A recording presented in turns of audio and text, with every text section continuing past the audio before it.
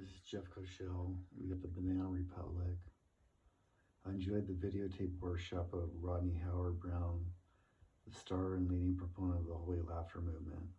Howard Brown is a self-proclaimed Holy Ghost bartender who is serving up the new wine of Holy Laughter. He certainly succeeds in getting many in his congregation drunk in the spirit, with many staggering or running around, others falling to the floor, thrashing, wailing, laughing, speaking in tongues, and making every conceivable animal sound. The power of these services is sometimes so great that people are overcome outside in the parking lot where he jokes they should not be mistaken for speed bumps put there by the church. In Howard Brown's services, laughter is first prompted by his Christian humor, then occurs spontaneously, building in a contagious response, a Niagara of laughter. People attend these revels expecting to laugh, and they enthusiastically comply with his urging to do so. Let it bubble out of your belly like a river of living water. Howard Brown's belly supplies a torrent of its own. He artfully laughs at his own jokes and throws numerous bombs on his own very infectious laughter after everyone else's guffaws, is tactic that gooses his receptive congregation into the upper reaches of the laugh scale. Although his comic material is not exceptional, Howard Brown is a master at milking the contagious laugh effect. Basis of laugh boxes, laugh records, and television laugh tracks.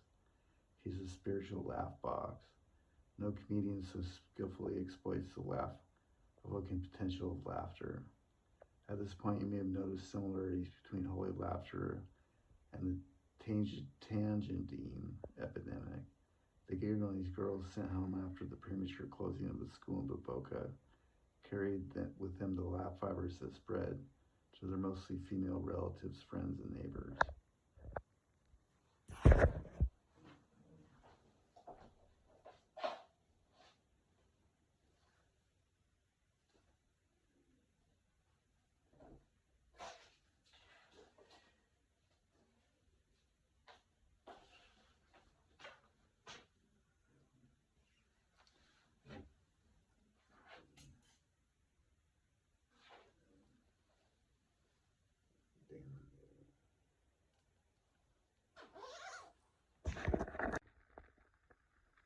We now turn from laugh evidence, religious and secular, to television laugh tracks, a quirky topic apparently more at home in popular culture than social biology.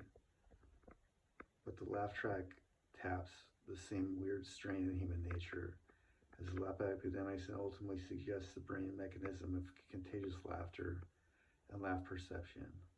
Appropriate to the context of the laugh track story, our attention shifts from religious to TV guide, variety, and time. Laugh tracks have accompanied most television situation comedies since 7 p.m. Eastern on September 9th, 1950. On that evening, The Hank McCoon Show, a comedy about a likable blunderer, a devilish fellow who tries to cut out corners to find himself the sucker, used the first laugh track to compensate for being filmed without a live audience. Variety was lured to the innovation of this fairly amusing show aired on NBC. There are chuckles and yawks dubbed in. Sensing something of interest, the reviewer mused. Whether this induces a jovial mood in home viewers is still yet to be determined, but the practice may have unlimited possibilities if it's spread to include canned peals of hilarity, thunderous ovation, and gasps of sympathy. The outcome of this experiment is all too familiar to contemporary television viewers. All right, we got Banana Republic, we got On the Chameleon, Zoe Monroe, on Princess Tasha Ryan, Brianna Benson, on Olympus, we got Nicolette Shea. On Pandora, we have Dillian Harper. On Magellan, we have Marley Branks, Megan Rain. On the Acer, we have Sammy Rose and Harmony Rose.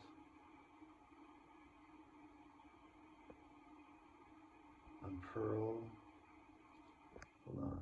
Jeff Cochell with the Republic. We got on the Chameleon, Zoe Monroe, Princess Riley Reid and Maddie O'Reilly. On Magellan, we have, I forgot, dude.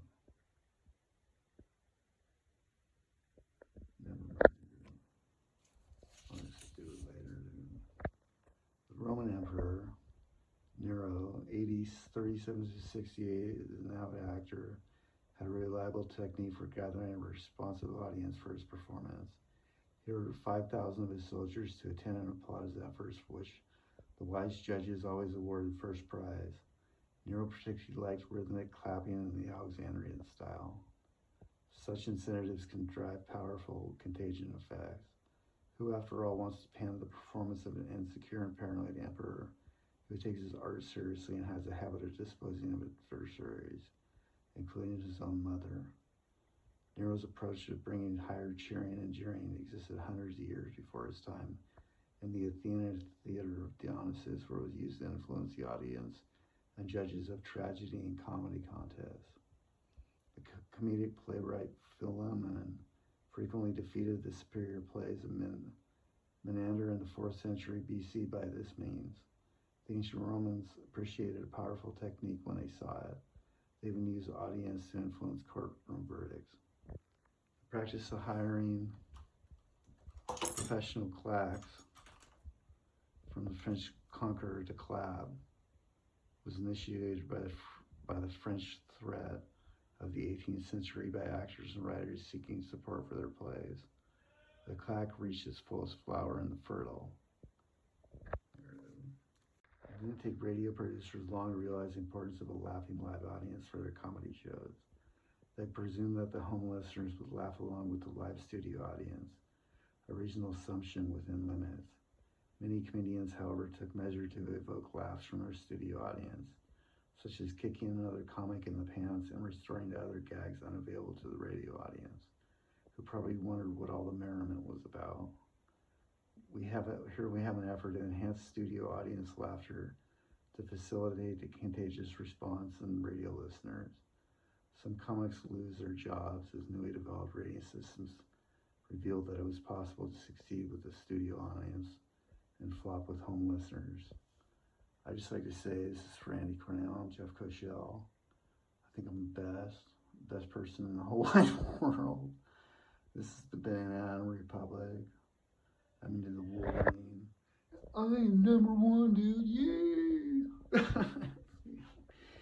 God damn it, there's some cockiness for you. I'm 48, I'm cocky as fuck. I discovered a scoreboard, I win there, Andy. Television brought a revolution in the relationship between actor and audience. In many cases, the interactive link was totally broken. The big cameras, bright lights, boom microphones, and other bulky technology of early television usually forced a retreat to the studio, where the show was performed without audience, either being broadcast live or filmed for later showing. The non-broadcast medium of cinema also severs the actor-audience link, but does not typically use laugh tracks. They are not necessarily necessary because films are usually viewed in theaters.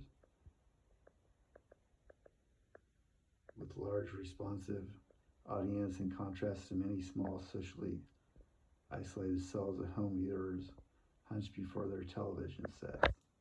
This is Jeff Cochell, Banana Republic, take 5.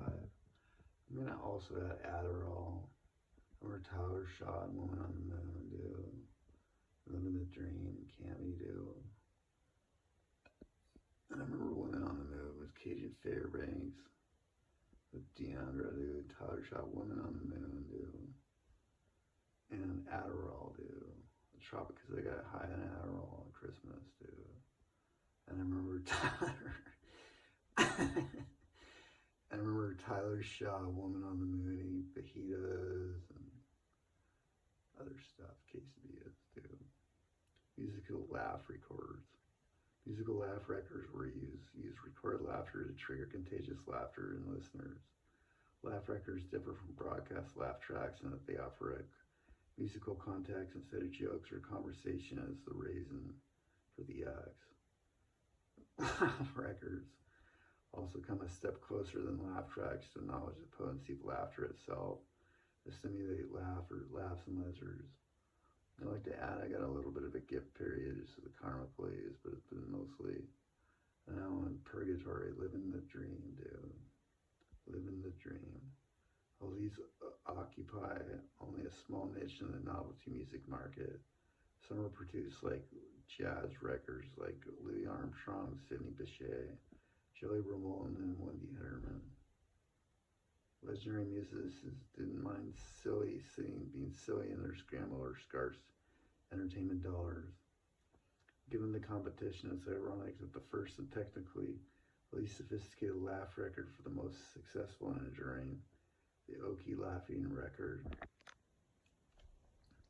features an anonymous German traveler and his wife, whose highly infectious laughter interrupts in a trumpet solo.